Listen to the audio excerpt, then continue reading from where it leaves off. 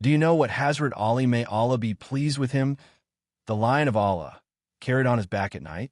Not a sword, but sacks of flour. And do you know why? Because he believed the soul starves when we ignore the hungry. Hazrat Ali's secret at midnight, the soul's true nourishment. It was a cold evening in Kufa, centuries ago, when the streets grew silent and the lamps flickered in the wind. A boy, no more than 12, wandered through the narrow alleys clutching his empty stomach. His name was Hisham, and hunger had been his companion for days. His father, once a strong laborer, had fallen sick, and his mother's hands were too weak to weave enough cloth to earn them bread. The boy had begged, but people too were struggling. That night, as the moon hung pale above the city, Hisham whispered to himself, "Does anyone see us? Does Allah remember the poor?" He fell asleep on the doorstep of a stranger's house, shivering.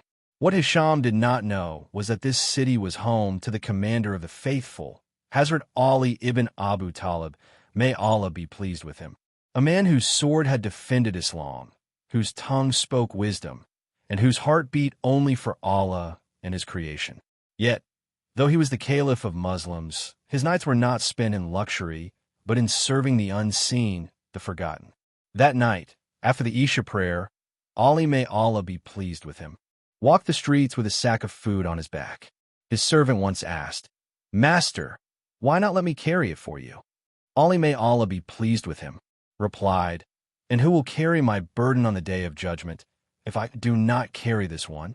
He walked quietly, choosing the darkest paths so that no one would recognize him.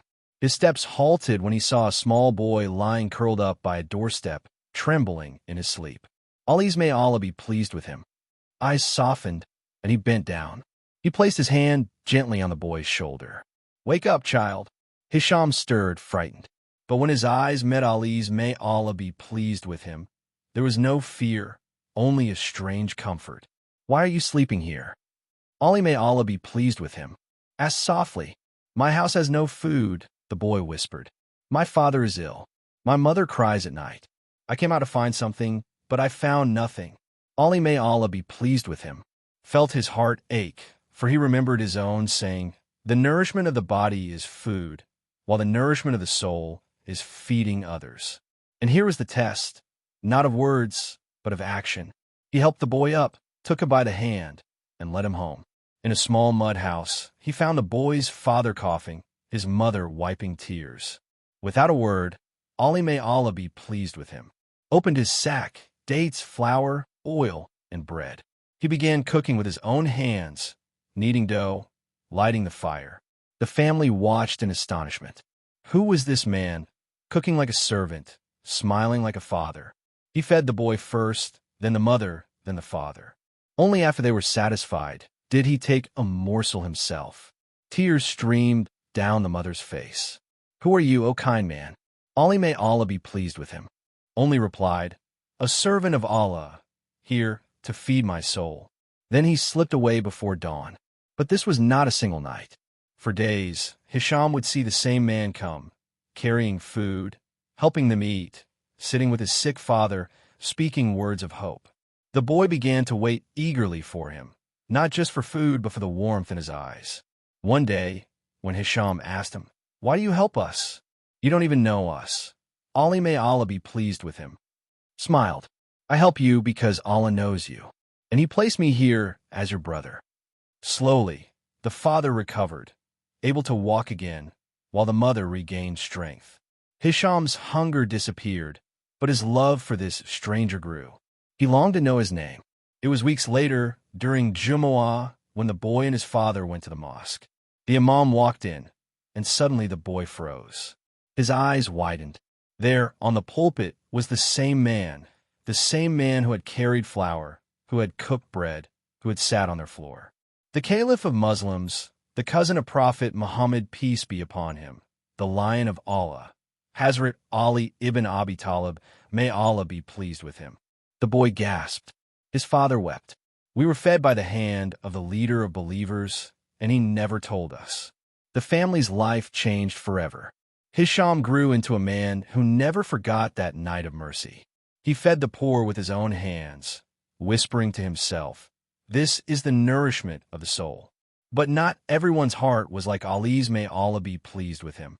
Among the powerful and the greedy in Kufa, some mocked his humility. Why does the caliph lower himself? Why does he carry sacks like a slave? Ali, may Allah be pleased with him, answered with his luminous words, I fear that one day someone will sleep hungry in my land, and Allah will ask me why. What will I answer then? His life was an answer itself, a testament that leadership was not about palaces but about service. The story of Ali's, may Allah be pleased with him. Secret charity spread like fire. Some poor people testified that he had visited them too, feeding orphans, comforting widows, carrying flour at night. It was only after his martyrdom that the people realized the mysterious man who used to knock at their doors had been Ali, A.S., all along. But the impact lived on. For centuries, his words echoed in the hearts of the faithful. The nourishment of the body is food, while the nourishment of the soul is feeding others. Now, imagine this story traveling through time. Not just in ancient Kufa, but in our cities today. The same boy lies hungry under a bridge. The same mother cries in a dark room. The same test comes before us. Do we walk past, or do we stop? Do we feed our body only, or do we feed our soul? Hisham's story reminds us that true strength lies not in what we own, but in what we give. That a loaf of bread shared with love is more powerful than gold stored in boxes. That when we feed others, we are not just nourishing them, we are nourishing ourselves. And maybe one day, when our lives are weighed on the scales, these small acts of kindness will be the heavy stones that tilt the balance toward mercy. Ali's, may Allah be pleased with him. Life was not just a lesson in bravery, but in compassion. He showed us that the truest warriors are those who fight hunger, who battle despair, who carry sacks of food instead of weapons when the night is silent. So, let this story echo in your soul. The nourishment of your body is food, yes, but the nourishment of your soul, the real life of your spirit, brothers and sisters, the nourishment of your body may be food, but the nourishment of your soul is feeding others. Let's follow the footsteps of Ali, may Allah be pleased with him, and bring light into someone's darkness. Subscribe to Deen in Minute for more untold stories that will change the way you see Islam. Your one click could be the sadaqah that spreads knowledge across the world.